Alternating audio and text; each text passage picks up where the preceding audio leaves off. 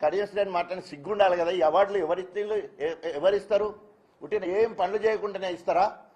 ఇంత గొప్పగా అభివృద్ధి జరిగితే అభివృద్ధి లేని మాట్లాడడానికి సిగ్గుచేటు. అంటే మసిబూసి మారేడుకాయ చేయాలనే ఆలోచనతో అట్లా మాట్లాడడం మాత్రం జరిగింది. ఇక రెండవది, అన్నిటికంటే సిగ్గుమాలిన మాట, నీతి గురించి మాట్లాడతాడు. ఆయన అవినీతి సామ్రాజ్యానికి మహారాజు, సామ్రాట్. ఎందుకంటే ఆయన గచ్చు నేల, కిటికీలకు గోనె సంచులు, కాళ్లకు తెగిపోయిన సిప్పర్లు, పేకాట ఆడదంటే దొరికితే పోలీస్ స్టేషన్కి పోయిన పరిస్థితి. పేకాట వీరుడు ఆయన, పేకాట వీరుడు. డొక్కు స్కూటరు, స్లిప్పర్లు తెగిపోతా ఉంటే ఇట్లా తీసి ఇట్లా తొట్టుకుంటూ పోయే పరిస్థితి. నేను ఆయన బీదరిక, నేను అంతకన్నా బీదవాడిని, మాయ పాలేరు. కానీ నేను వచ్చిన స్థాయి ఎన్నడూ కూడా మర్చిపోలేదు. ఇప్పటి వరకు నేను వచ్చిన స్థాయిని మర్చిపోలేదు. నా తర్వాత నా ఇద్దరు చెల్లెలు కూడా చదువుకోలేదు. It is true. బట్ నేను ఇవాళ దేవుని దయ వల్ల కేసీఆర్ ఆశీస్సులతో who is the first deputy CM Telangana అంటే డాక్టర్ రాజయ్య. బస్ that enough. It's the historical event in the Telangana. ఎందుకు ఈ మాట చెప్తున్నట్టే, వచ్చిన స్థాయి మర్చిపోకుండా గోనె సంచులు, గచ్చునేళ్ళు ఉన్న కాంచెల్లి ఇలా భవంతులన్నీ ఎట్లా నుంచి వచ్చినాయి, 100 ఎకరాల భూములు ఎట్లా వచ్చినాయి, పెట్రోల్ బంకులు ఎట్లా వచ్చింది, హార్ట్ పిక్చర్ ప్లాంట్ ఎట్లా వచ్చింది, ఎక్కడ పడితే అక్కడ ఇప్పుడు మొత్తం కొనుడే పెట్టేసిండు. మొత్తం ఏమన్నంటే బిడ్డే అల్లుడు కొనుక్కుంటాను, నాకేం ఎరకంటాడు, బిడ్డే అల్లుడుకుంటాడు అని చెప్పేసి ఇక్కడే కాదు విదేశాలలో కొనే పరిస్థితి. అంటే ఎందుకు ఇవన్నీ?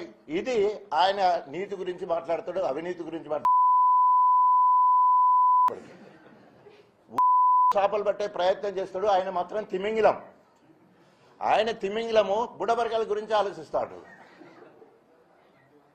మాట్లాడడానికి ఒక అర్థం ఉండాలి కదా. Is an educated. ఎట్లా గొప్పగా మాట్లాడినప్పుడు, అవినీతి గురించి మాట్లాడినప్పుడు ఏదో గురుగింజ కింద నల్లు దానికే కడబడదన్నట్టు మొత్తం నాది ముడ్డే వరకు అవపడతలేదనే కార్యక్రమం చేసే కార్యక్రమం కడియం శ్రీహరి గారి మాట్లాడే విధానం అంత ఉన్నది. తర్వాత మూడవది చాలా సిగ్గుచేటు. తెలంగాణ సంస్కృతి, మాదిగ అస్తిత్వము, మాదిగ ఆత్మగౌరవము, మాదిగ అంటేనే కళలు. ఎస్, నేను డప్పు కొడతా, డ్యాన్స్ వేస్తా, ఎగురుతా, జోష్ నింపుతా, అక్కడ ఉన్న ఆడియన్స్ అందరినీ ఎట్లా ఓన్ చేసుకోవాలని చూస్తా. నీ లెక్క సే దగ్గరికి తంటే ఏదో మొత్తం పెద్ద ఓ అన్నట్టు మొత్తం ఏదో కరెంట్ షాక్ కొడుతుంది అన్నట్టు భయపడతాడు. సెకండ్ ఇస్తా అంటే దూరం పోతా అంటాడు. అంటే మేము సెకండ్ ఇచ్చి దగ్గరికి ఎంబరాసింగ్ కౌగలికి తీసుకుంటే అది తప్ప, డప్పు కొడితే తప్ప, ఎగిరితే తప్ప, దునితే తప్ప. తెలంగాణ ఉద్యమంలో ధూమ్ధామ్ కళాకారుల వల్ల తెలంగాణ ఉద్యమం ఇవాళ గొప్పగా ప్రజల్లోకి, ప్రపంచానికి మొత్తం కూడా ధూమ్ధామ్ కళాకారులు 90 to 95% నా మాదిగ బిడ్డలు. కవులు, కళాకారులు, నృత్యం చేసే ఆడపిల్లలు కావచ్చు, పాటలు రాసేవాళ్ళు కావచ్చు, ఎగిరే వాళ్ళు కావచ్చు, పాడేవాళ్ళు కావచ్చు. దాన్ని నువ్వు వ్యంగ్యంగా మాట్లాడే పరిస్థితి చేస్తావు. నేను అభివృద్ధి గురించి మాట్లాడు, అవినీతి గురించి మాట్లాడు, వ్యక్తిత్వం నీకు ఎందుకు మాట్లాడాలంటే రకరకాల. మరి నాకు డప్పు కొట్టదని నేను గ్రేట్గా చెప్పుకుంటున్నా.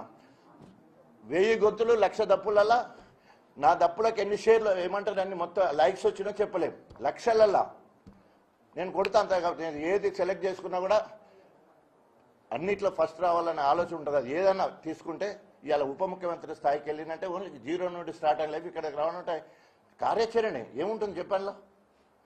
ఆ రకంగా పైకొస్తే నువ్వు డప్పు కొట్టవద్ది ఏదో జమిడికి అని ఉంటుంది వాళ్ళకు. బయన్లో అని చెప్పుకుంటాడు ఆయన. బయన్లో కాదో తెలియదు కానీ కొట్టుమన్న ఆయన జమిడికం కొట్టాలని నేను డప్పు కొడతాను.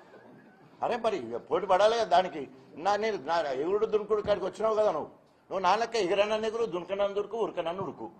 దేంట్లైనా పోటీ పడదాం. Given time, given place, given subject.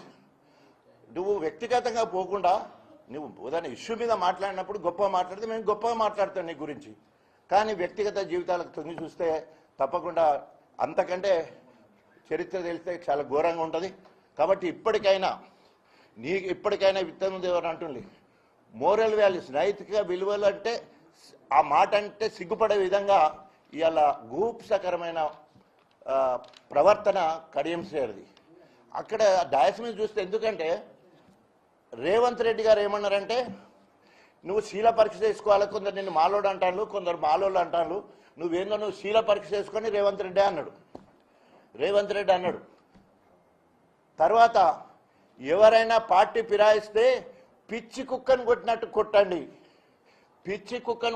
కొట్టండి, నేనే ముందు రాయేస్తా, నా తర్వాత మీరు రాళ్ళేయండి. ఇది రేవంత్ రెడ్డి అంటాడు.